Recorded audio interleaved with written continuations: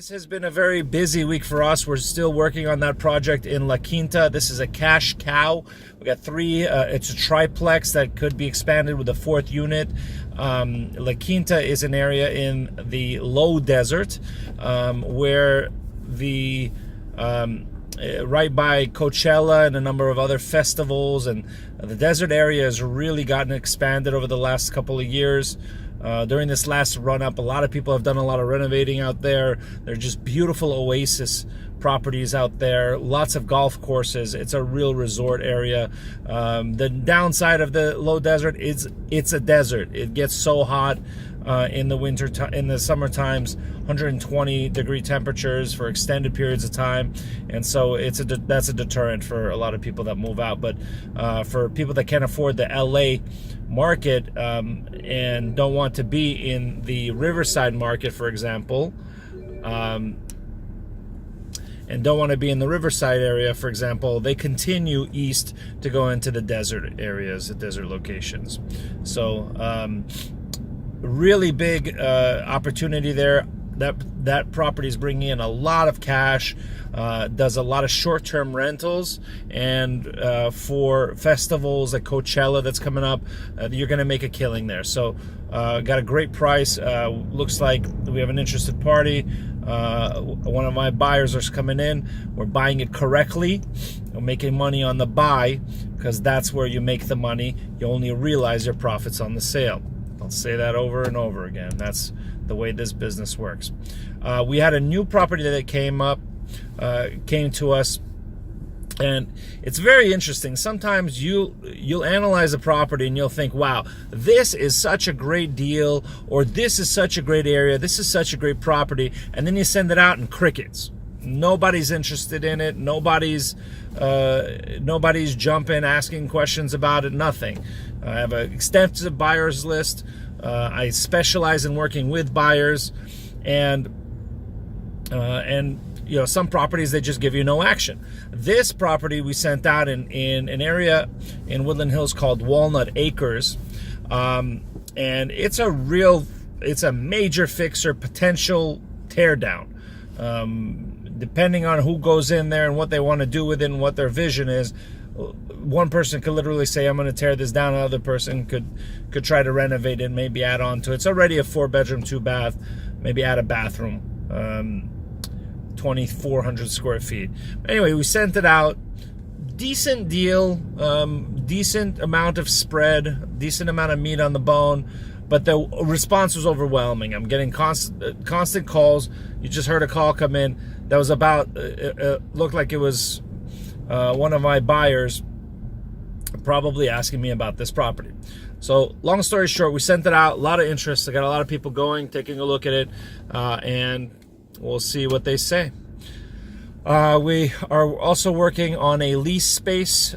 We have a client that came to us and is in need of subleasing their lease. Sometimes you have a company that is leasing an office space, and they grow out of it, but they still have years on their lease.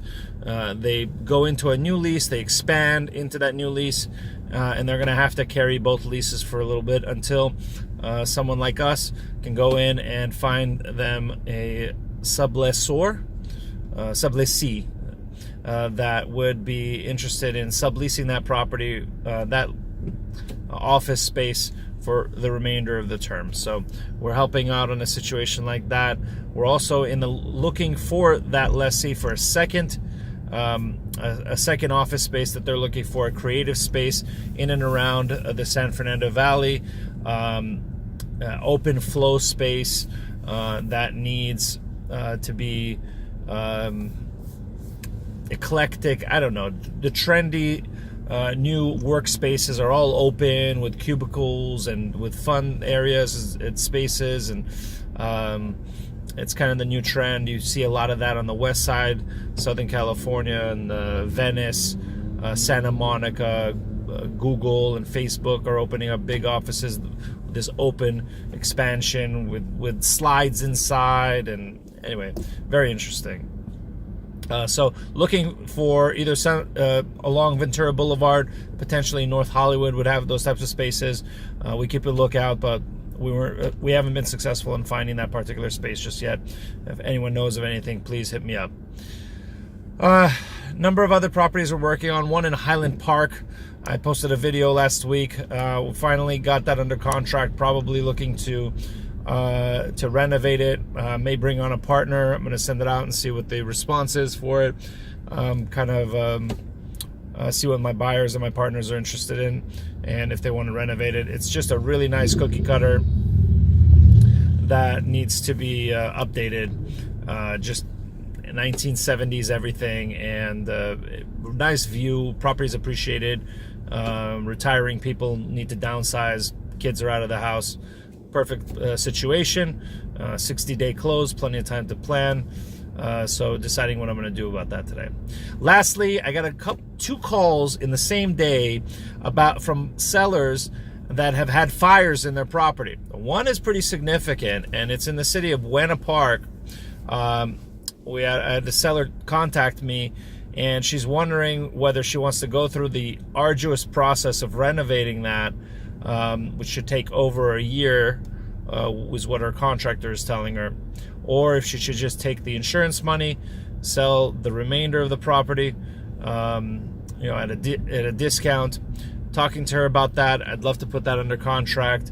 I know a lot of people that would be interested in that, and so once again, it's the way you buy and the terms under which you buy that could really make or break a transaction like that, and make or break a profit margin, especially in the market that we're in right now, where prices are decreasing and declining.